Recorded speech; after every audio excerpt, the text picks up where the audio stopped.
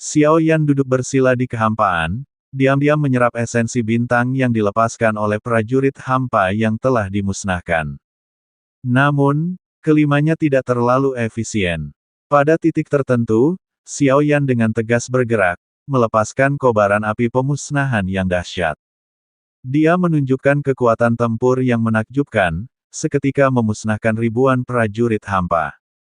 Pemandangan ini membuat kelimanya takjub, dengan ekspresi Quan Xin berubah muram.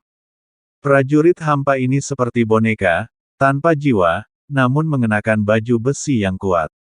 Kita hanya bisa melakukan ini dengan kekuatan penuh kita. Tapi dia, dengan gerakan santai, cahaya merah menyeramkan di sampingnya seketika memusnahkan begitu banyak. Wajah pria yang memegang pedang itu muram. Dia tampak tidak mau dikendalikan oleh Xiao Yan. Lalu kenapa? Bahkan jika kita bukan tandingan baginya, kita tetap bisa melarikan diri. Tidak pantas mengorbankan usaha kita. Dia sangat keberatan dengan keputusan Quan Xin, mendengus dingin untuk menunjukkan ketidakpuasannya. Tepat ketika dia hendak berbicara lagi, bahkan mempertimbangkan untuk bergabung dengan kedua rekannya untuk melancarkan serangan, sebuah suara dalam dan serius tiba-tiba menggema di benaknya. Diam, apa kau ingin membunuh kami semua? Quan Xin tidak berbicara, tetapi malah menggunakan transmisi jiwa, nadanya dipenuhi dengan keseriusan dan kekhawatiran yang belum pernah terjadi sebelumnya. Pria yang memegang pedang itu gemetar, tubuhnya tiba-tiba kaku. Dia melirik langit dari sudut matanya dan duduk bersila. Xiao Yan, yang diam-diam menyerap esensi bintang-bintang, melihat bahwa pihak lain tampaknya tidak menyadari dan menanggapi dengan enggan dalam pikirannya. Tetua Quan, apakah kita akan dibantai begitu saja? Bahkan kontrak darah itu tidak bisa membunuh kita. Paling-paling, kita akan terluka parah. Tidakkah kau menyadari itu? Transmisi jiwa Quan Xin mencapai 3 rekannya yang lain, kecuali Hong Po yang dirasuki. Itu membawa jejak keseriusan yang tak terselubung. Menurut informasi yang kami terima, Yang Mulia itu mahir mengendalikan api dan memiliki kekuatan jiwa yang dahsyat. Lihatlah orang ini lagi, nyala api merah gelap itu mengandung hukum pemusnahan. Dengan gerakan santai, dia bisa langsung memusnahkan ribuan prajurit Void, dan teknik merebut jiwanya begitu halus dan tersembunyi. Auranya luar biasa. Kelima, sesuatu yang hanya dimiliki oleh mereka yang berkedudukan tinggi. Mendengar ini, kedua rekannya juga sangat terkejut, aura mereka yang sebelumnya gelisah langsung tenang. Tetua Quan, maksudmu, salah satu rekannya menelan ludah. Dia mengirimkan suaranya, dia mungkin nefritis yang sedang kita buru. Quan Xin segera menyela transmisi jiwa, suaranya mengandung peringatan keras. Jangan umumkan ini. Jika semua orang diam, tidak apa-apa, tetapi begitu kalian melakukannya, sudah terlambat untuk menariknya kembali.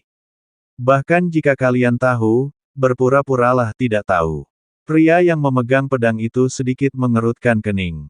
Kemarahannya sebagian besar telah padam oleh analisis yang tenang ini, digantikan oleh rasa ketidakberdayaan yang mendalam.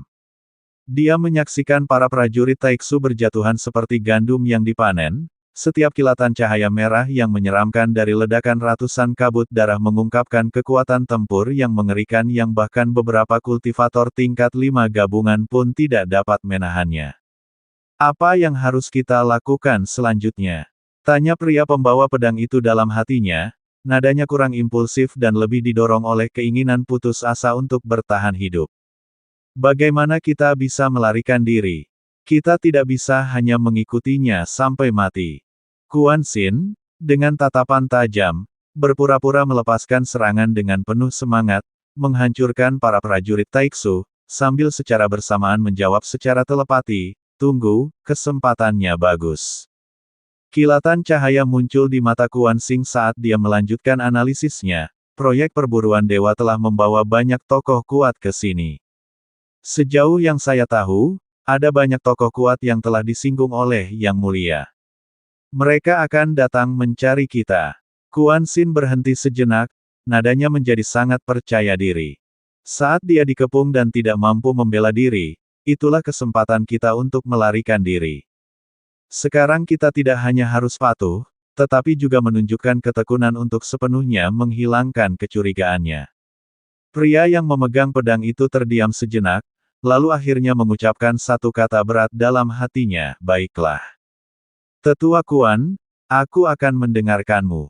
Tetapi jika ada kesempatan, jangan ragu. Jangan khawatir, aku ingin hidup lebih dari siapapun, aku telah menjalani hidup yang penuh tawa pahit. Pada saat ini, di atas sana, Xiao Yan perlahan membuka matanya, cahaya yang dalam berkedip di pupil matanya yang gelap. Meskipun dia duduk bersila, persepsi jiwanya yang luar biasa telah menangkap segala sesuatu di bawahnya. Menarik, lebih pintar dari yang kukira. Senyum yang hampir tak terlihat melengkung di bibir Xiao Yan. Di bawah kekuatan alam jiwa tanpa harapan, transmisi jiwa mereka sama saja dengan berkoar-koar di telinga Xiao Yan. Rencana perburuan dewa. Karena kau ingin menunggu pengepungan, maka aku akan mengabulkan keinginanmu dan melihat berapa banyak yang disebut orang kuat yang dapat dipanggil oleh alam ilahi Taiksu ini. Xiao Yan berpikir dalam hati. Tapi dia tidak bisa hanya duduk dan menunggu mati. Meskipun dia tidak tahu detailnya, dia harus membuat rencana darurat demi keselamatan. Alasan dia meninggalkan kelima orang ini bukan hanya untuk memiliki lebih banyak anak buah, tetapi juga untuk menggunakan mereka untuk melacak petunjuk dan menemukan inti dari operasi perburuan dewa ini. Quan Xin mengira dia dengan sabar menunggu kesempatan, tetapi dia tidak tahu bahwa dia sudah menjadi pion di papan catur Xiao Yan. Setelah pembersihan selesai, Quan Xin terbang ke atas. Sesampainya di bawah Xiao Yan, dia dengan hormat menyatukan tangannya dan melaporkan bahwa para prajurit Taiksu dari bintang-bintang di sekitarnya telah sepenuhnya dimusnahkan. Bagus sekali, tetapi belum cukup untuk melanjutkan pembantaian. Xiao Yan mengangguk sedikit, berdiri, mengibaskan lengan bajunya, dan melepaskan jiwa void-nya, dengan cepat tiba di medan perang berikutnya. Kelima sosok yang menyaksikan kemunculan kembali prajurit void yang tak terhitung jumlahnya semuanya memiliki ekspresi yang sama. Mereka telah menjadi kaki tangan Xiao Yan, dan sekarang mereka tidak bisa tidak bertindak.